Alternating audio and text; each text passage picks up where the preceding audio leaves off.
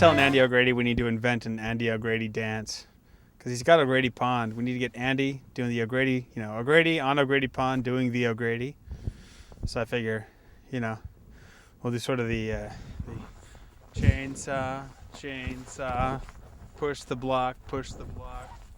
I don't know, something like that, So anyway, we're loose in the park, and I'm John T. Bolds. I'm standing on O'Grady Pond, which it's hard to tell, but, it's thick enough. There are forklifts that'll drive around on here. As you can see here, I am now deeper in the pond because there was one harvest here. You can see where the ice has sunk, and apparently water is flexible even when it's solid. And then down here, there's another little stratosphere. They most recently harvested from there, so I'm not really going to step down on there, even though it's been really cold lately. So it's probably 10 or 12 inches thick, but it's dumb to take a chance like that. So I'm going to chicken out here in front of everybody. You can see the holes in the pond. They've sculpted here, and they sculpt in patches all the way around the pond. And as you can see over here, we've got just a few remnants of the actual, I don't know if you can hear that.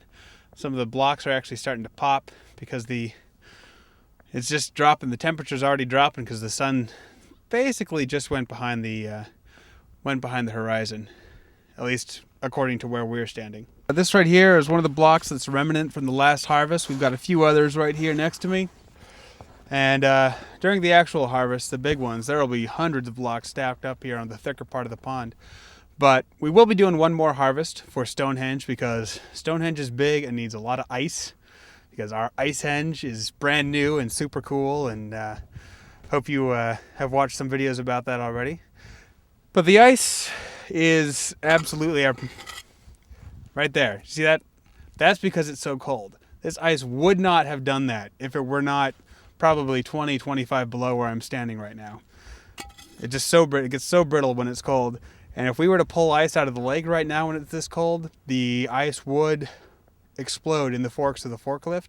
And we do not want that to happen because ice is our precious commodity. It's the natural resource, the main export of Ice Alaska, and we're addicted to it.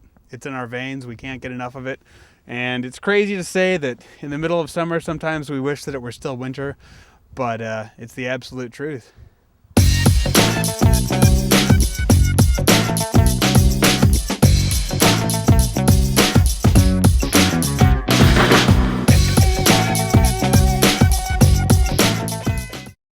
To find out more about the World Ice Art Championships and to help support Ice Alaska, order your copy of The World on Ice today at www.icealaska.com.